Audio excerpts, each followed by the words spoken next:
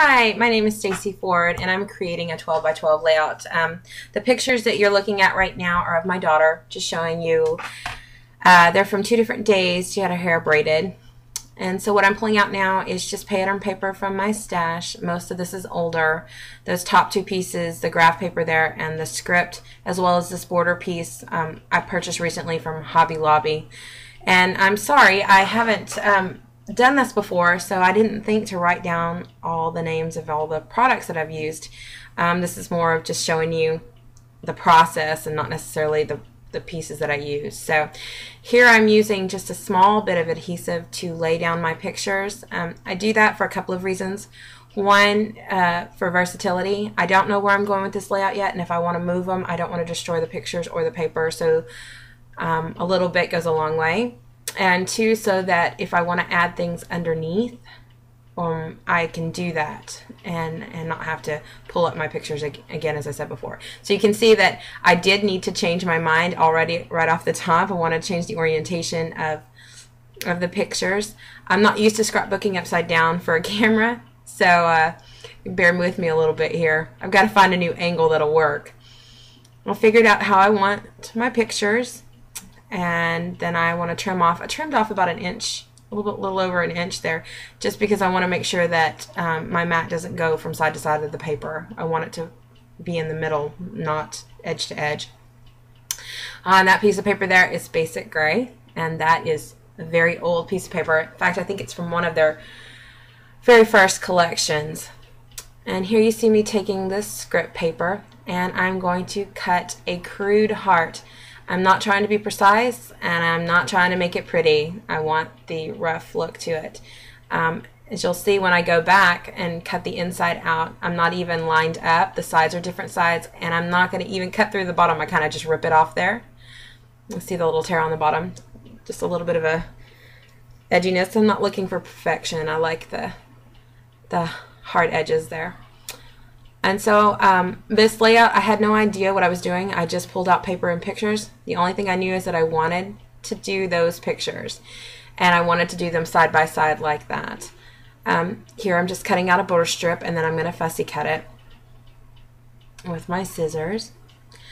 Yeah, so I just thought I would go with this and see where it takes me, and I enjoyed the process. It was a little more difficult than I thought trying to do it straight through, so you'll see there are some choppy edits in here, but most everything you'll be able to see what I've done. And with my daughter, those pictures were taken on 2 different days. Her hair is quite long, so we have to find new ways to keep it out of her face, and so I was trying to showcase a couple of new braids that we had found that were pretty cute in her hair. And I'm just fiddling around. See, another reason to keep that adhesive in the middle and not to the edge, so you can play and figure out what you want before you're committed. So, and here I'm going to take that graph paper. Again, I'm not sure where I'm going to use it. I'm just kind of flying by the seat of my pants here, which is usually how I scrapbook. I thought about using it as journaling strip, but it didn't quite work for me, so I'm going to use it as an anchor here. And later on you'll see how I tie all the pieces together and how they kind of will come together and mesh. So, and I've decided that's too long. I don't want to keep it there, so I'm going to take a piece of paper. I thought about trimming, and then I said no, I'm going to take a piece of paper, same paper, and use the corner as a template to make a pennant. And I don't ever cut my pennants straight. I kind of like them cattywampus, you know, a little bit off. So it's just a preference thing. And then I'll put it back there. And then I'm gonna cut a little bit. And this is a Stampability stamp. I'm only oh yeah, and this is watercolor paper. I love watercolor paper because it's so thick. And when you distress watercolor paper, it really, I just like the way the texture of it, I guess. And here, stays on ink. So I'm not going to watercolor on this. I'm just using it for the texture of the paper, and for when I distress it, I just like the way the edges just are really, really distressed. And I'm not even going to use the stamped the edge around. I'm going to cut all of that out. as you'll see, and use just the middle. So it's another one of those stamps you can get quite a bit of versatility from. I never used stamps when I started out scrapbooking.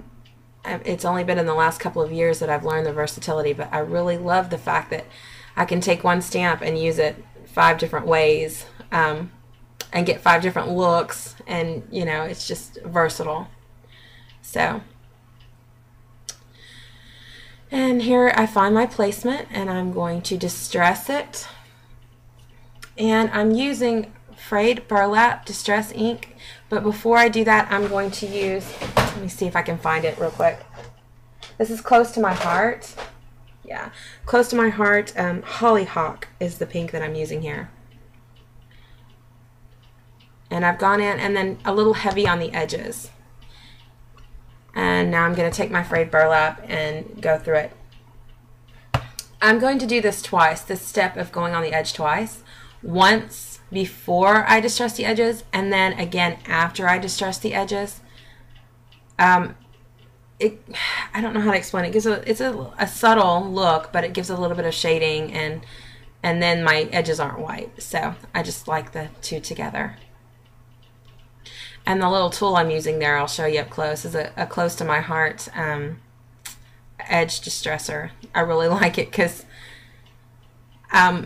some of the blades are a little bit duller than others, and they'll give a deeper cut, or they just work differently, so it's fun to play around with.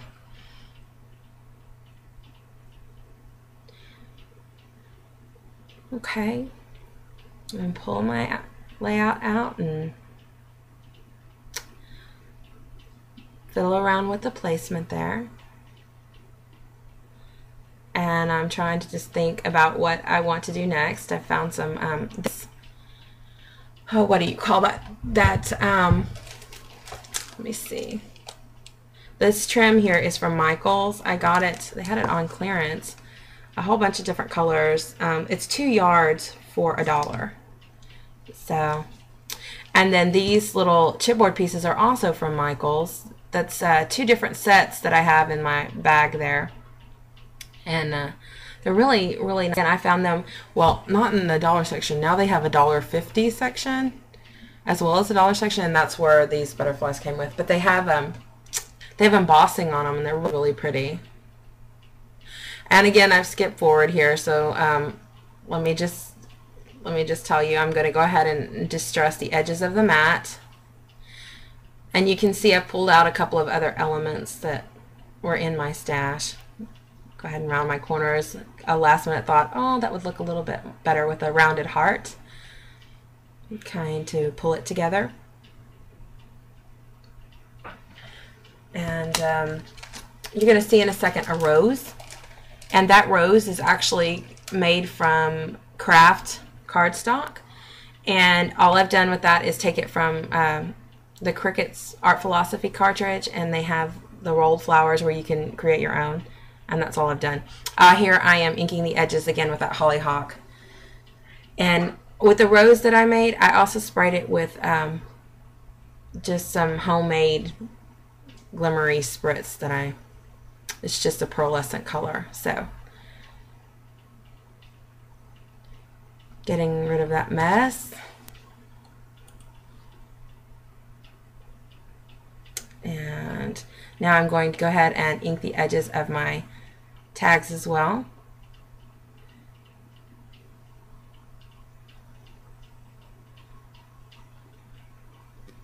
Again with both hollyhock and with the frayed burlap, the distress ink. Up there, I decided to show it to you.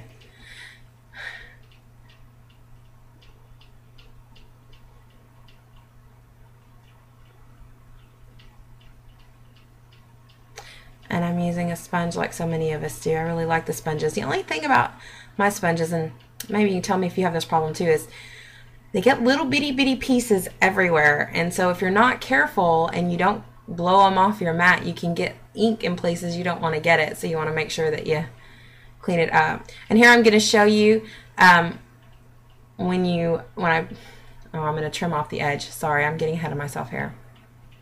I'm also going to show you when I put this graph paper back on that what I'm doing with the pink hollyhock and the frayed burl up is I'm mimicking the edges of the paper, trying to give it a more cohesive look.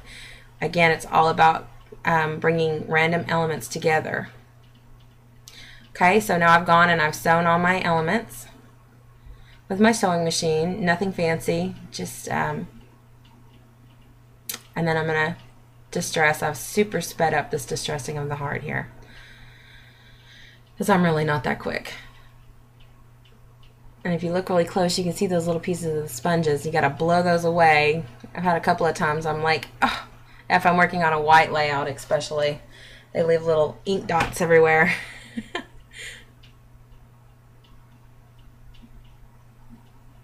Okay, I'm showing you that I've sewed the edge, cutting off loose threads. And I don't worry too much about that. Unless I'm going to be displaying my elements somewhere, I don't worry about the edges. Okay, see here is, I am scrapbooking backwards, and so I've got my ledger paper on the wrong side. I'll figure it out in a minute. And I'm fiddling with the camera. I've sewn the background paper, the ledger paper. I've sewn across my photos on my mat, sewn my heart and my journaling tag. So that is how I bring them all together. All the individual pieces to mesh and be cohesive as one layout. Which different people do use different techniques. I know a lot of people outline, a lot of people ink, and I do a lot of inking. But in this case, I just thought the sewing kind of brought an extra element, an extra layer. Okay, you're going to see me bring out, oh yeah, I've already distressed inked that. And I'm going to add that trim using the Tim Holtz Tiny Attacher. Maybe. Yep, here it goes. Just to hold it in place and anchor it. And then, because I sewed the photo, getting it underneath the edge, I had to fiddle quite a bit with that to get it to work. It just didn't want to go into place as easily as I liked, and that's the beauty of speeding up a video. You can't tell how much I actually fussed with that. And then I will bring in that trim and add over top of that as well.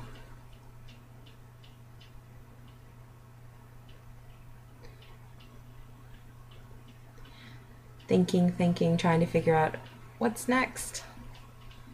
Okay, and again, I'll use that tiny attacher. I love the tiny attacher. The staples are so small. They add just a small element, but they're not overbearing, and they can fit in places that a regular stapler certainly could not. So if you've thought about it and not sure whether you want one or not, I have to tell you, I love it. So okay, I'm going to go ahead and distress this butterfly. I had pulled out 2 butterflies earlier, but I end up only using the one because I used that craft paper handmade rosette here in favor of the other butterfly, which you should see coming up soon.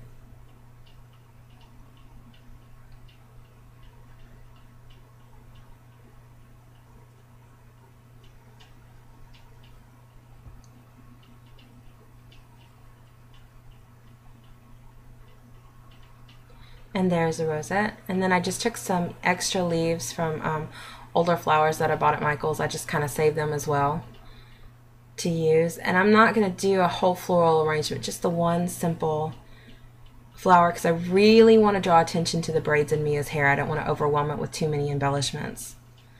And you can kind of see that it's a little bit shimmery to go with the light in the pictures. And then I'm just going to edge it again with that hollyhock ink.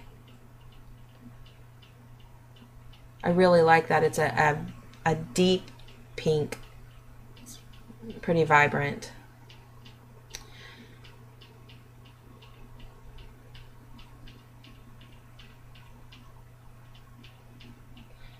And now I'm trying to figure out if I want to use some stickers. I found a sticker that I really liked, but unfortunately it just didn't fit. So again, you can tell I've moved on, skipped forward to hot gluing the pieces, and yeah, ouch. Be careful, that really did hurt. It wasn't fun at all. I've seen some really nice glue guns with a sharp pointed end. I need to find one of those. So if anybody knows, leave me a comment and let me know where to get them at. Okay, so if you looked on the edge, I've trimmed off the trim and the scallop border there underneath the heart. It doesn't go all the way across. And now I am using thickers, and sorry, let me see which. These are Patchwork from American Crafts thickers. I really like them. They have a great texture on top, almost like a fabric feel. And I'm spelling out the word braided. Cutting that out so that I can fiddle around with it and see where I want it on my layout, because I wasn't really sure. I just knew I wanted to use those letter stickers. So, and I got the idea to use the wax paper to do that from Mercy Tiara. I love watching her videos, and she's actually the one who inspired me to create this video. And here you see me I'm using alphabet stickers. They're Recollection. Let's see. There's 1,008 pieces on them. It doesn't really give me a description other than alphabet stickers here. So now I'm just adding that butterfly to the top corner. Getting some stray glue. And then that sticker I was talking about earlier, I completely destroyed it and ended up only using the edges that I cut off in the very beginning because of the color. Just bringing, I think there's several different shades of pink, but they all kind of have a brown tone to them, so they all work together.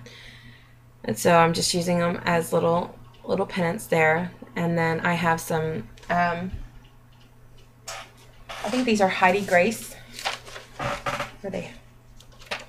Well, you know what? I don't see it anymore. I believe they are Heidi Grace stickers. Clear stickers. And these are, I know that they're older. They were in the dollar spot at Hobby Lobby probably a year ago. So,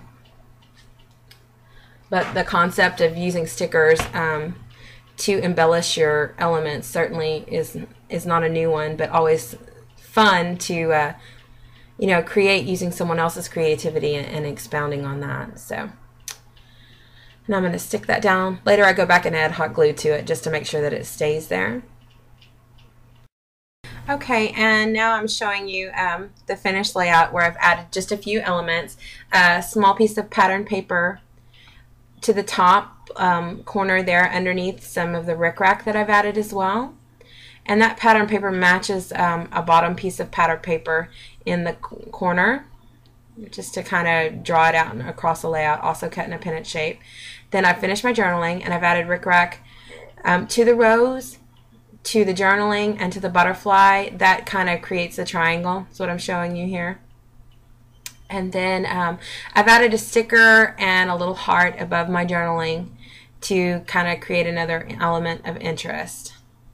And one little bling to the center of that rosette. And that would be the completion of my layout. So thank you so much for watching today. I really appreciate it. If you like it, leave me a comment so I'll be encouraged to create more. And have a wonderful day. Hope to see you soon.